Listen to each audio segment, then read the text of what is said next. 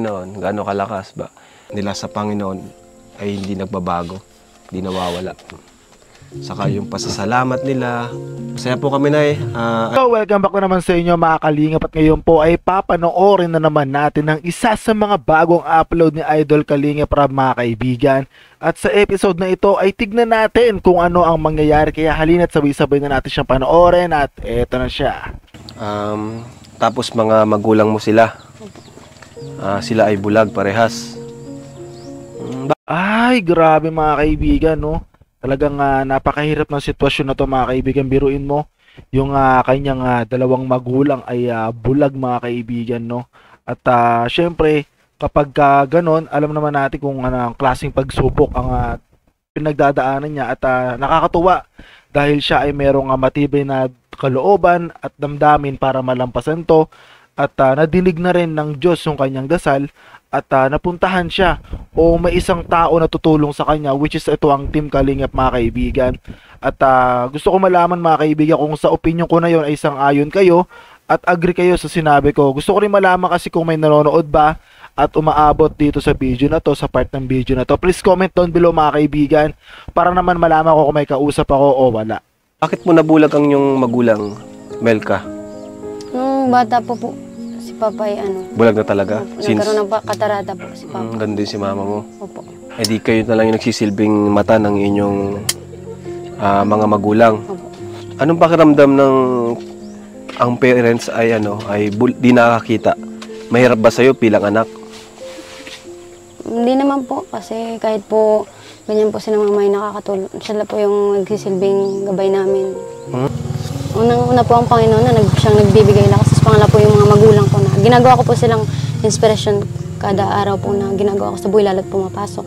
Tinitingnan ko na lang po yung magiging mangyayari after this kung pagsikapan ko yung mga bagay na ito na gawin para maabot ko po yung pangarap. Ano na nakakarinig pero para sa Diyos. Gaano ka yung pananampalataya mo sa Panginoon? Gaano kalakas ba nila sa Panginoon ay hindi nagbabago, hindi nawawala. Saka yung pasasalamat nila. Masaya po kami na ay tay kasi nakilala po namin kayo. Makakabili ka na siguro ng tsinelas mo. Ayun. Walang tsinelas, kawawa naman. Tapos napasok, ang ilang piraso lang gamit. Konti lang. Anong gamit mo sa pagpasok? Kunti lang. Tamang notebook lang. Pero di mo makita sa kanya na may problema, napalangiti, yung mukha maliwalas tingnan, Pero dami ng problema.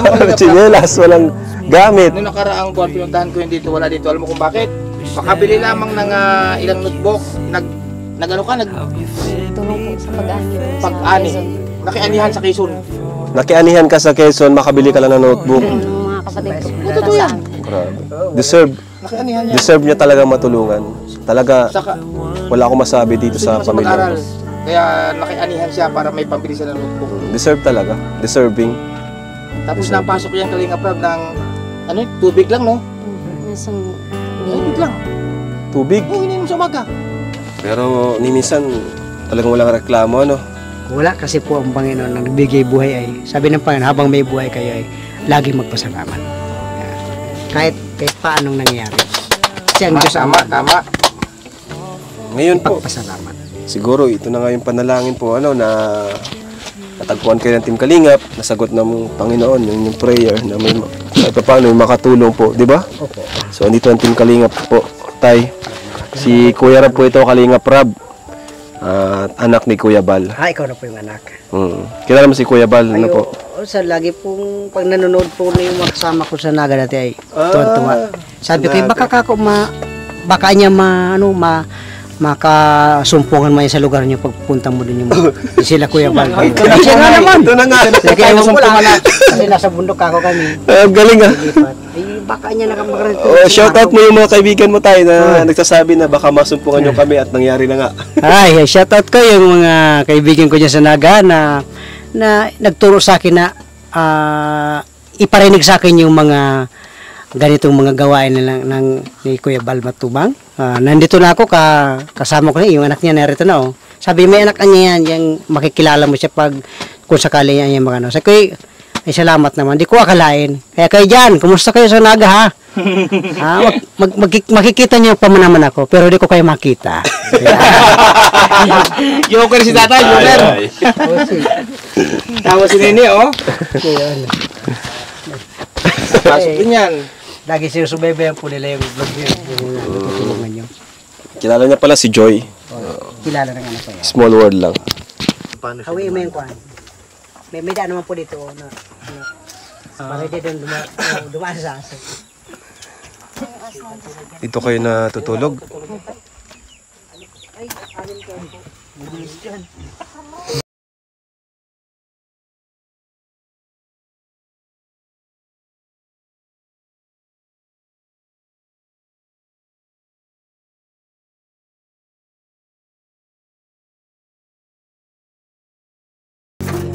Nakita nyo mga kaibigan yung tinutulugan nila, yung tinutuluyan nila. Sobrang hirap at talagang alam na alam natin mga kaibigan, no, sa tingin pa lang na talagang grabe yung pinagdadaanan nilang hirap. At kayong mga nanonood, nakakapanood nito, tayo, kung sino man yung mga nakakapanood, nakakita na itong video na ginagawa ko, napakaswerte natin kasi alam mo yun, hindi ganon yung nangyari sa buhay natin. Oo, mahirap, pero nandun pa rin tayo sa part na swerte kasi kung iisipin nyo, kung kayo may pinagdadaanan sa buhay, kung feeling nyo problemado na kayo, parang feeling nyo parang down na kayo, isipin nyo mga kaibigan na meron pang mga tao na mas nahihirapan sa inyo pero pinagpapatuloy yung buhay, ginagawa nila yung mga bagay, no, na alam nila in the near future is pakita ng success o magiging success sila. Syempre samahan nyo lagi na sipag at dasal. Dalawa yan magkatunggali mga kaibigan. Wag nyo silang paghihiwalayin. Sipag at dasal. Araw-araw kayod. Kasi wala namang hindi nangyayari, hindi natutupad. Basta gagawa mo na ng kilos, gagalawan mo lang, mararating mo yan mga kaibigan. Mabagal pero at least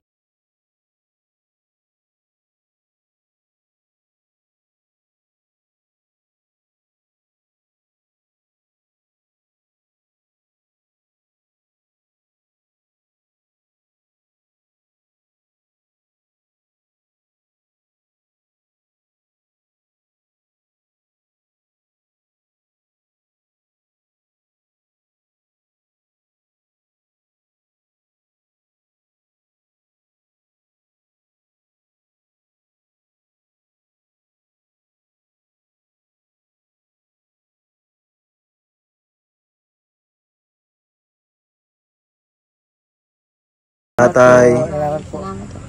Ingat kayo dito. Ano pangalan mo tayo ulit? Ano pangalan niyo po tay? Baltasar po ako. Baldi na nga. Ay, Baldi. Baltasar. Hindi ko pa lang tanong pangalan ni tatay. Yun si Totoy. Ay si Nini. Abisay.